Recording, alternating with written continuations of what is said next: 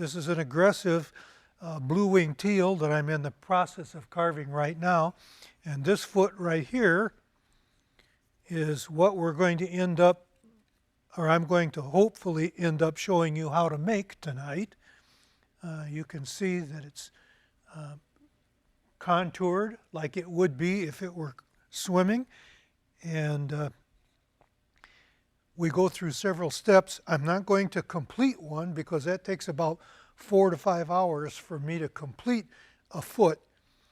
But I'm going to go through the steps and complete each step so that you'll know how to go about it. First, I start out with just a bandsawed blank that gives me plenty of thickness here, and I want some curve, and I want a cup in the forward like this, and I want it to cup like this. I want it to cup both ways, kind of like this, because that's what they do when they swim. They don't swim with their feet flat like this. They cup them because that catches more water.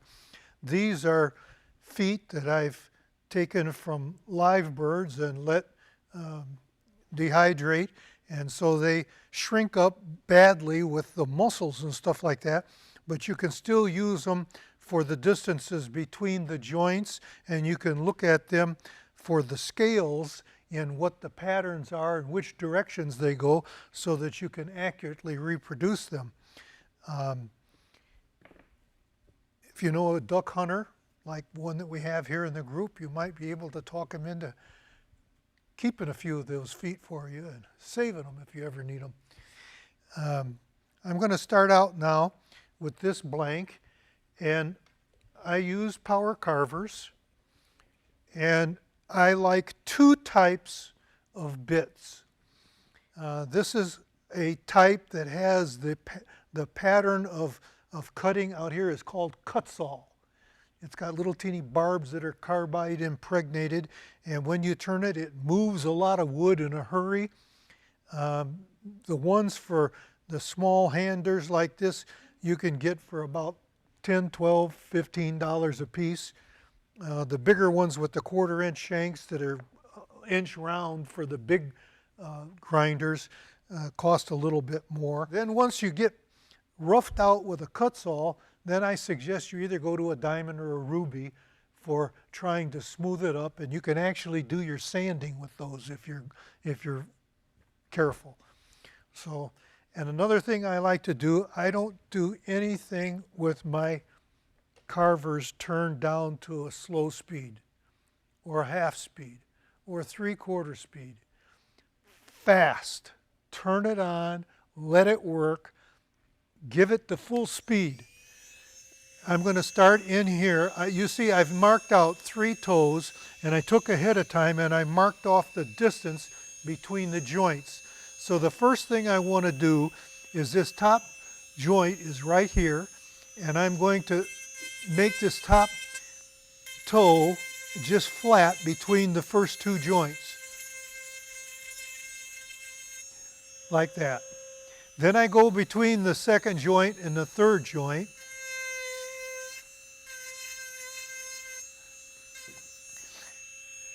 and I make it flat. Then I go between the third and the fourth joint, and I'm doing that flat also. So that's my 3 flats, okay? Now, for those of you who have never really paid any attention to duck's feet, the inside toe has got 2 segments, the middle toe has got 3, and the outside has got 4. So you got progressively 1 more joint each time you move over. But I'm moving that, and now I'm going to go to the outside and do the one that has the most, and I'm doing the same thing, but I have to start the first joint a little lower because it doesn't meet up on the top, it meets over here on the side a little more. If you can see, this is the top one for the center one, and this is the side one for the lower one. So I'll start it a little lower, and I'll go out to my first joint with a straight line. Then I'll go from that distance to the next one.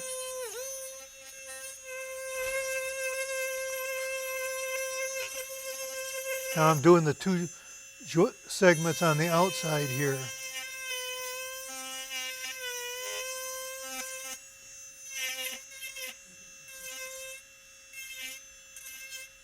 Okay, so that gives me the location of my 3 toes. All right? Now I'm going to go down and I'm going to go in between those and I'm going to go down the depth of what I want the toe to be.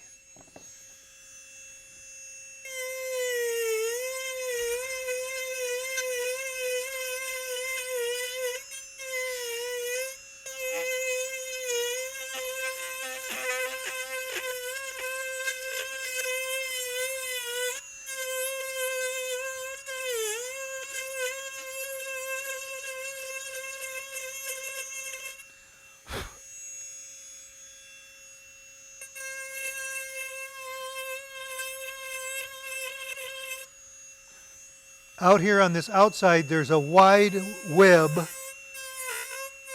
that sticks out, and we got to get it down there too, the same distance as the other webbing.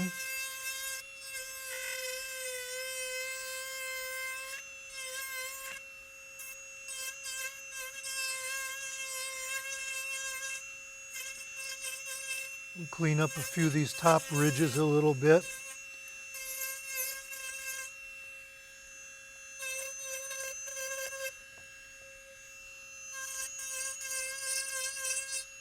This outside one has a very thin web.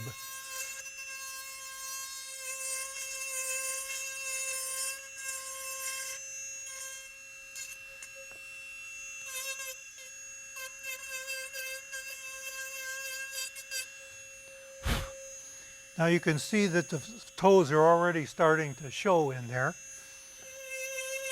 In some positions, when the duck is at rest, they'll close their feet up and it'll cause this inside webbing to be very pleated, because they'll put their toes together like this, and so the stuff, and that takes a little longer to carve, so I'm not carving them that way. I'm carving it this time in a pretty swimming position. Once we get it like this, then the next thing to do is to take your pencil and to carve out the ends of it the way they're supposed to go. This is where the ends are going to be. And there's a little divot that goes in like this. And then on this outside edge, that wide one is shaped with a double semicircular flap like that. So we'll go in. I'm going to change my bit now.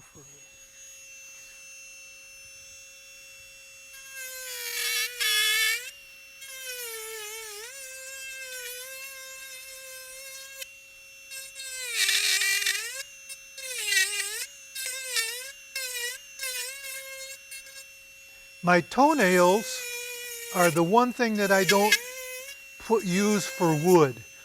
I use a metal for those.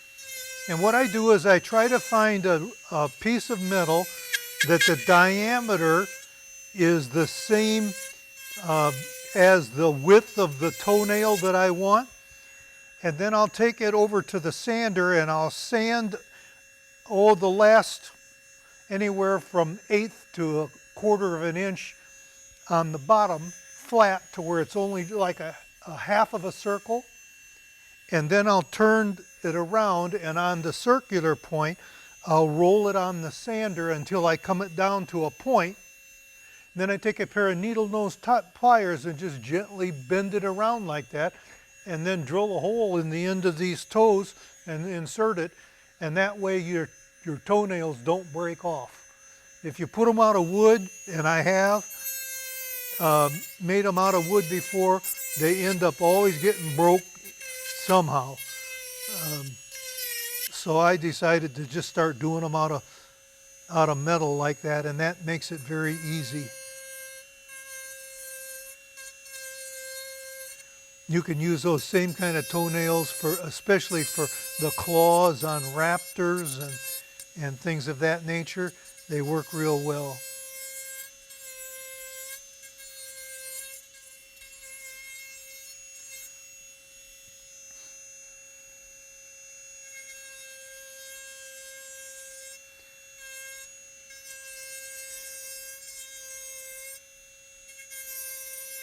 In the waterfowl competition world, when you're in um, comp competition, they float them on water, and the rules of all the different contests say only judge your birds from the water line up. Don't judge below the water line. And so most carvers that compete take their birds and they make them flat bottom, like the traditional decoys that you've seen so many of. You put a duck like this one on the water and it floats, and you're supposed to judge everything above, but when you can see through that clear water and you see those feet and you see it rounded and stuff like that, does it look more realistic than a bird that's flat bottomed? You bet it does. And I think that it influences at least some of the judges, maybe not all of them, but at least some of them, and it's been very favorable to me to do it that way. I'm going to round over the legs a little bit here, and the best way I can tell you on the legs is that they're kind of a four-leaf clover pattern if you cut a cross section through them. They've got four little hollows and four little raised marks. And maybe I can show you better on this. You see this tendon that goes right across here, and then there's a raised mark here, and there's a raised mark here, and there's a raised mark here. Now these are dehydrated and they're shrunk more than normal, and they're usually not that vivid when they stand out on a carving or on a real bird. But that's essentially what you're going to try to emulate, is to get them to do that same type of thing. So I'm going to go back to a different bit now and see if we can just rough in a little bit of that. We want to go from this fourth toe back to that end in that one tendon. So it goes like this.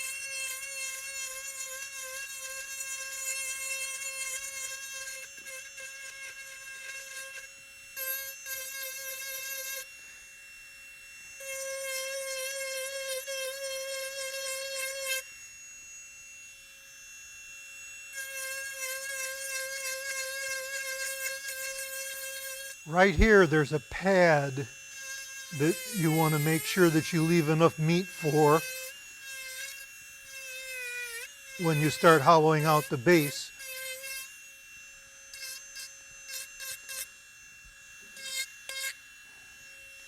You see how that it's starting to shape up and now then all of this in the bottom is just pure hogging out, which I'm not going to take time to do, because it does take a little time and it makes a lot of sawdust, but I'm going to knock these ends off. So you can see how it's starting to shape up.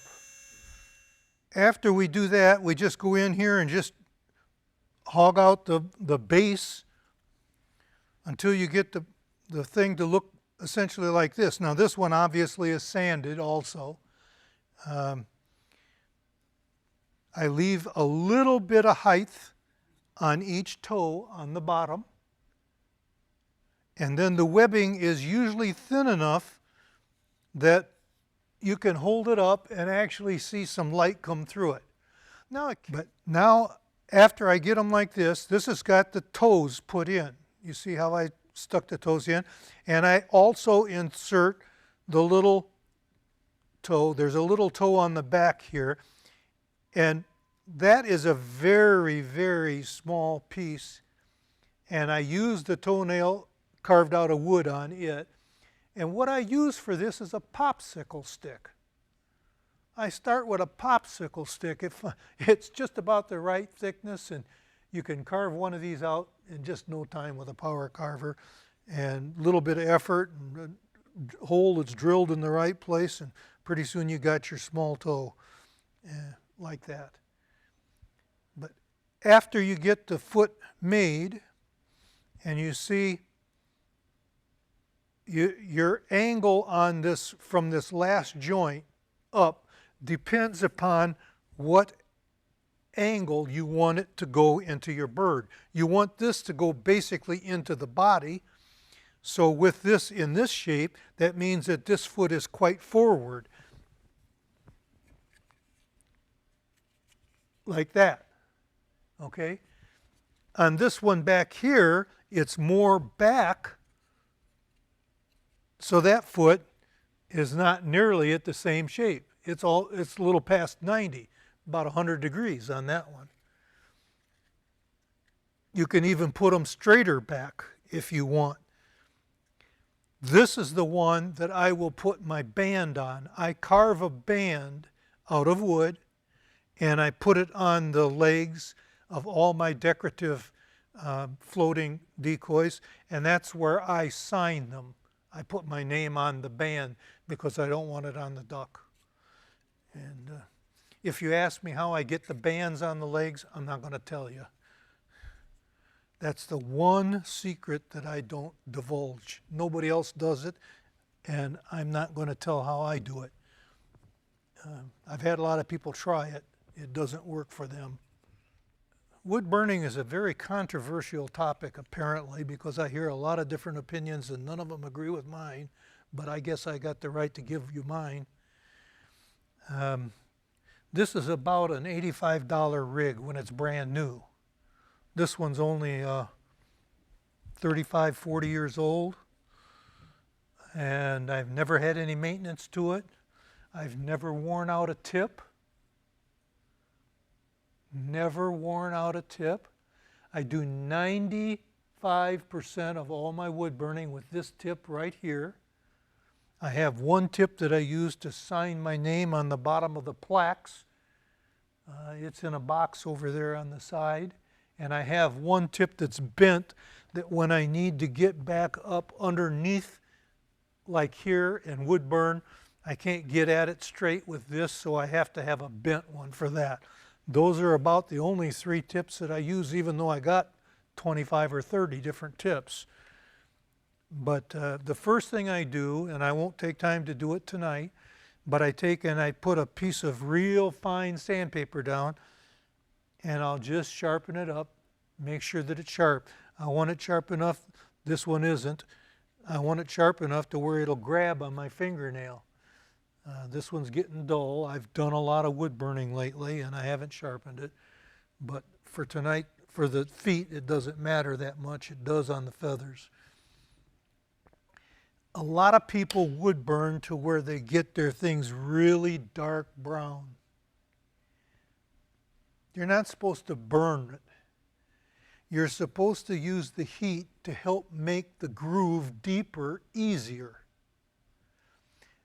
You don't want to do any more wood or any more temperature than what it takes to just color the wood, hardly. Like that. You just, it's not a heavy process, okay? The first thing I do is I try to look at the scale patterns.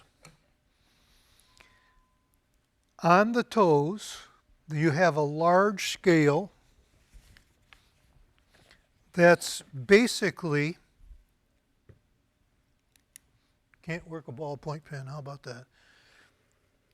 You'll have 2 long lines like this, and then this one will come over like this, and this one will come down like this one like this, and this one like this, and the toe is actually running like this.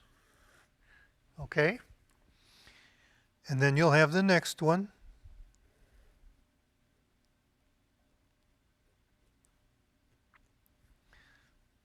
And you'll have the next one.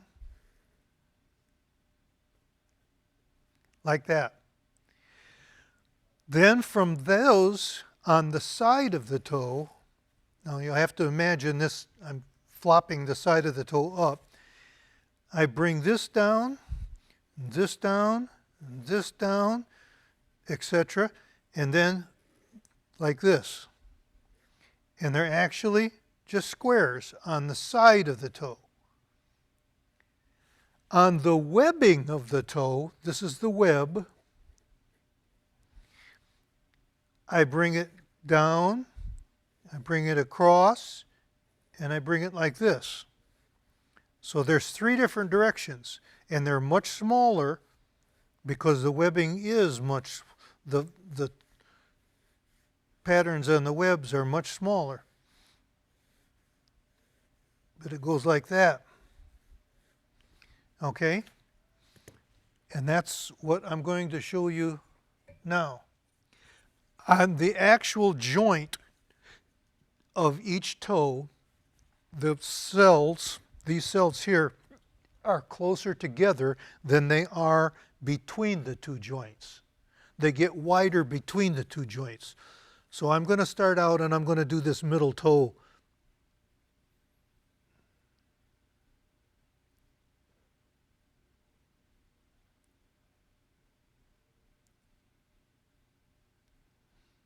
If you have any questions that you want to ask, please do so, and I'll try to repeat them so that the audio will pick up on it.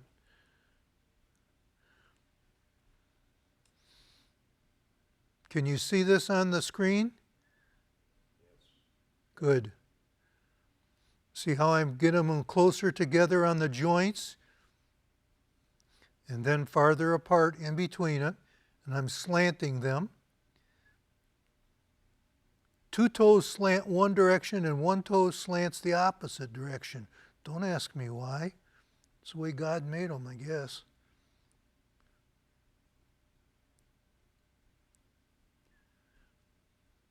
I never really knew what a duck was supposed to look like until I started carving. As a hunter, you know you can ID them, but that's about it.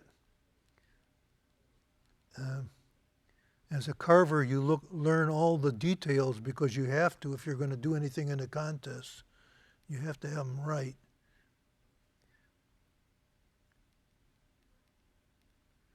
You see, I'm putting that one angle on each one of those scales that goes to make that 6-sided configuration of the center scale here.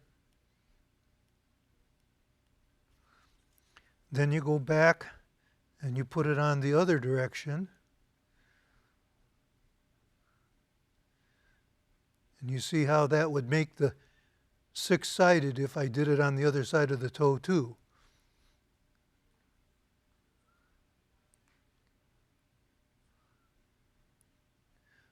But for time's sake, I'm not going to do the other side of the toe. I'm just going to come down and illustrate now how I do the side of the toe that I told you about secondly here, where I just crisscross the pattern. And so I'll come down and I'll go like this.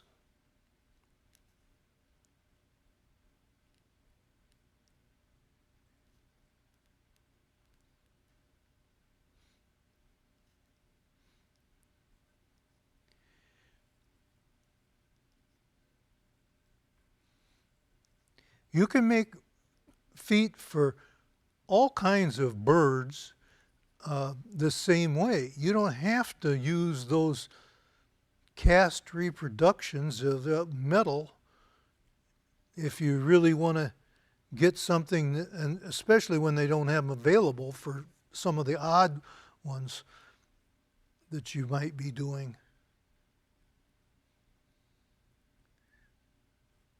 All the ducks have that same kind of foot. Yeah, they do. Now, all of the puddle ducks, this outside webbing is not as big as it is on the diver ducks. The diver ducks come out more than the puddle ducks. But basically all of your ducks have the same style. Now you have to be careful because an awful lot of people like to get into carving things like loons or herons or grebes or the other waterfowl that aren't ducks, and their feet aren't the same. But the ducks are. At least all of them that I've ever, examined closely, and I've done quite a few.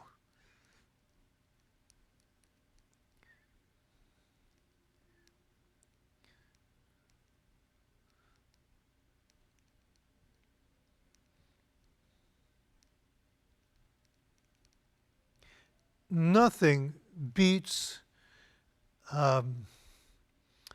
helping you carve like a study animal. If you can, some animals are protected, like your loons.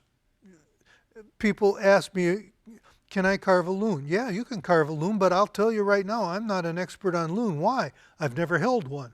I've never examined one. I've never seen a mount of one up close. So I don't profess to be knowledgeable about the loons. With ducks, you know, you're allowed to hunt them. You're allowed to mount them for taxidermy purposes.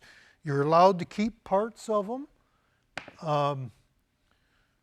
So, you know, there's no reason that it shouldn't be really, really accurate. Now I've done all the lines going in one direction on that webbing. Now I'm going the other direction.